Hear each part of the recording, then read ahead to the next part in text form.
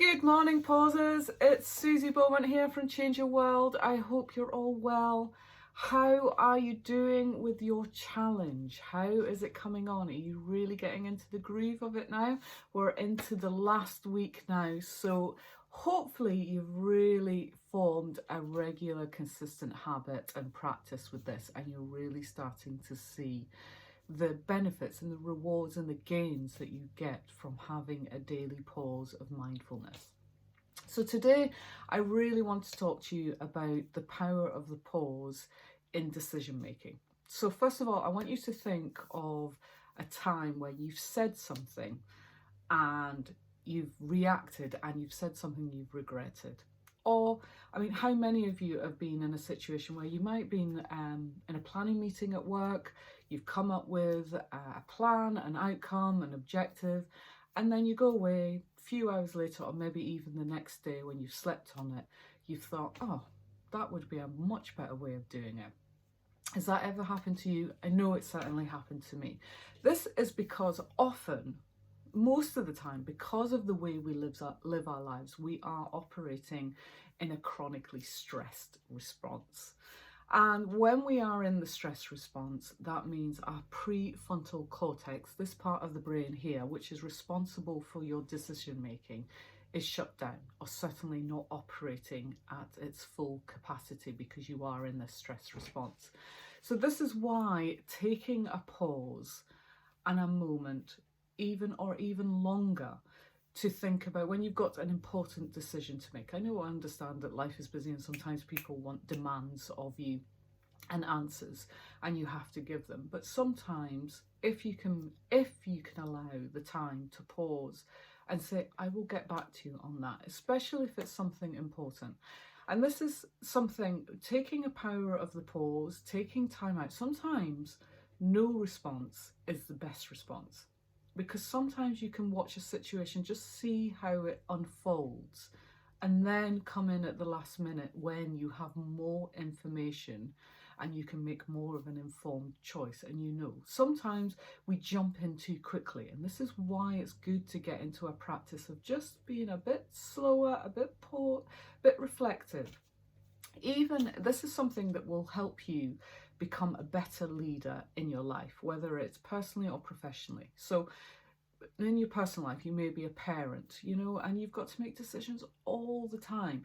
If you can learn to be more mindful, put in a practice of pause before you make decisions on the bigger things, then this will help you to be a better parent. It's the same in the workplace. So how many times a good practice to do is that when you and your teams come together and you are planning something, you've got a project, you come up with a decision, just say, we're going to sleep on this decision. We're going to reconvene in 24 hours or 48 hours and just have a quick 20 minutes get together, because guaranteed there'll be more reflective processes going on, more creativity, and there might be some better ideas come as a result of that 24-hour space, that window that you've allowed, that pause. Now, also, I'm a huge advocate, if you've got to make a decision, say to the person that's waiting on that decision, can you just give me 5 minutes? Even just go for a walk. If it's something that's imminent and you've got to make that decision quickly, so can you give me 5 minutes? I just take a walk outside, get as close to nature as you can, and just clear your head so that the creativity that can come in, that pause can come in, that mindfulness can come in, and you can come up with, even if you don't come up with a better answer, you can be confident that actually the answer that you're going to give is the right decision based on the current knowledge, experience and wisdom that you have. And that's all we can ever do.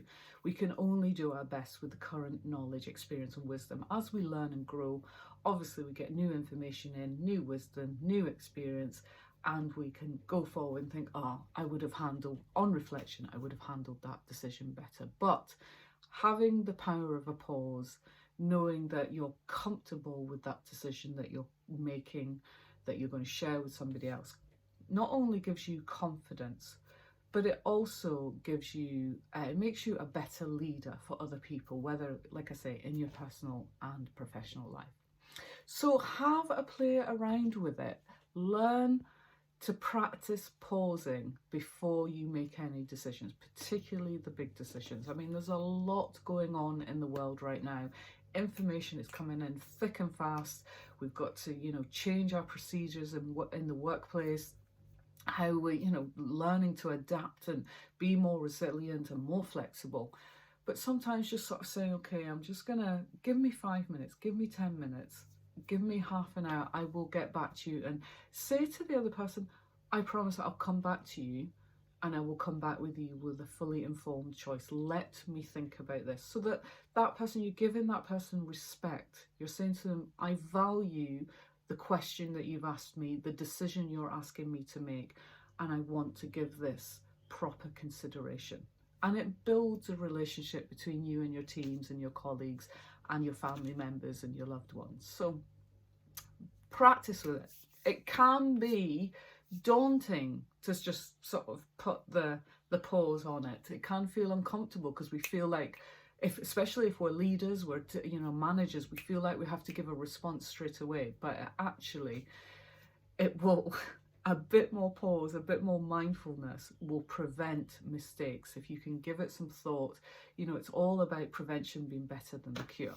So I'd love to know your thoughts on this. Please do go away and practice it. Let me know what happens as a result. We're going to be having a session next week to get your feedback, find out how you've been enjoying the pause and the mindfulness challenge and what has come up for you. We're going to be getting your feedback. So really play around with these tools and techniques, everything that Danielle has been sharing each day, that Neil's been sharing, really start honing it in now and being reflective and reviewing where you were from your first day. I'm a huge advocate of evaluation. I tell you every week, be a scientist in your own life. And the most important part of being a scientist in your own life, is the evaluation, is the review. You need to learn, you need to know the progress you've made and what still needs work and, what's coming up for you. So please do write in your journals, write down what's coming up for you. Always just write down the thoughts. When you have those moments of pause, those moments of daydream even, write down the words, the thoughts, the emotions that come up, because they are a signal to something deeper. They're a calling. They're asking you to either change something, deal with something, an idea, an inspiration, an intention. There's so much happening, and it's so easy to forget what's coming up for you when we return back into these busy times in our day and our demands that are on us. So please do give yourself that gift of time. So that's it from me today. Love to you all. Have a wonderful day. And if you want to get in touch with me, as always, you can email me at info@changeyourworld, or you can follow me on any of my Change Your World channels. We're on all the social media, LinkedIn, Facebook, Twitter. Love to connect with you all. I'd love to know how you're all getting on. And I'll wish you a pleasant, calm and peaceful day. Take care. Bye.